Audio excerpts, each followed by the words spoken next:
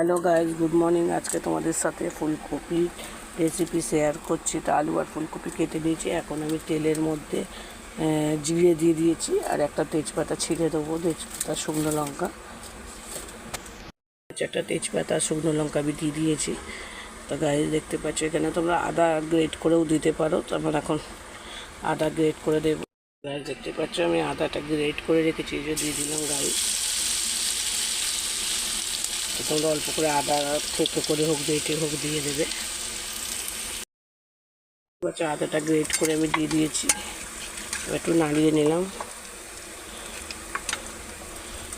দেখতে পাচ্ছি এবার আমি আলুগুলোকে কেটে রেখেছি টুকরো টুকরো করে, ওগুলো দিয়ে দেবো। আলু আর ফুলকপি, এটাকে ডুমো ডুমো আলু কেটেছি আর ফুলকপি, এটা দিয়ে ভালো করে দেখতে পাচ্ছি আমি আলুটাকে আর কপিটাকে ভালো করে ভেজে নিচ্ছি। তো তোমরা ভালো করে ভেজে নেবে। তো গাইস দেখতে পাচ্ছ টমেটোটা তোমরা গোটা দিয়ে রেখে দেবে, যাতে টমেটোটা নরম হয়ে যায়। এখন ফাটাবে না, তাহলে আলু সেদ্ধ হবে না। আবার আমি ঢাকা দিয়ে দিচ্ছি, নাড়িয়ে নাড়িয়ে ভেজে দেবো। দেখতেই পাচ্ছি তোমরা এরকম করে লাল লাল করে ভেজে নেবে গাইস, দেখতেই পাচ্ছ। তোমরা তো অল্প জল ঢেলে দেবে যাতে মশলাটা পুড়ে না যায়। এই পাচ্ছে আমি অল্প একটু জল দিয়ে দিচ্ছি, তাহলে মশলাটা পুড়ে যাবে। এবার আমি একে একে সব মশলাগুলো দেবো। দেখো গাইস, লঙ্কার গুঁড়ো দিয়ে দিলাম গাইস, দেখতে পাচ্ছ। তোমরা তোমাদের আন্দাজ মতো লঙ্কার গুঁড়ো দেবে।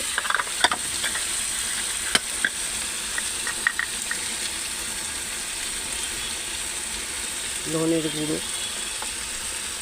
জিরের গুঁড়ো আর এই হলুদ গুঁড়ো দিয়ে ভালো করে নাড়িয়ে দেবে গাইস।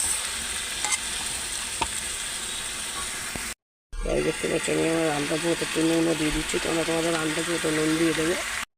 নাড়িয়ে নাড়িয়ে এরকম তোমরা কষিয়ে নেবে ভালো করে, তারপরে জল দেবে। দেখো গাইস, এটা ভালো করে নাড়িয়ে নাড়িয়ে নিয়েছি।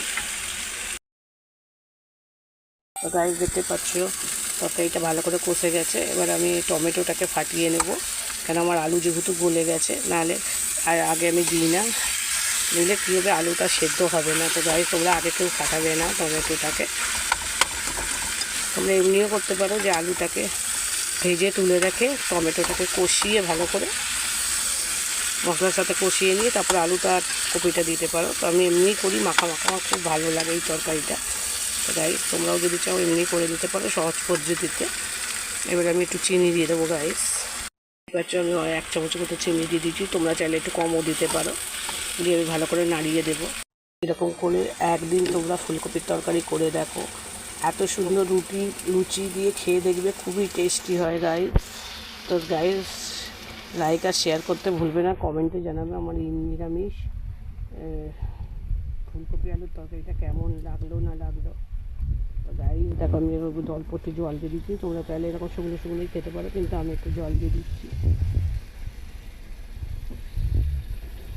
খুবই টেস্টি হয় এই তরকারি হলে, ভাত ডাল দিয়েও খুব ভালো লাগে গাইস এই তরকারিটা।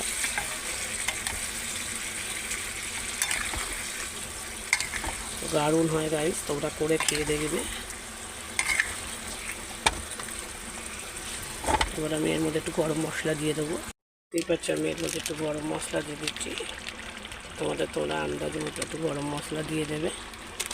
দিয়ে তোমরা এর মধ্যে একটু সবজি মশলাও দিতে পারো, যদি তোমাদের না থাকে তাহলে দিতে হবে না।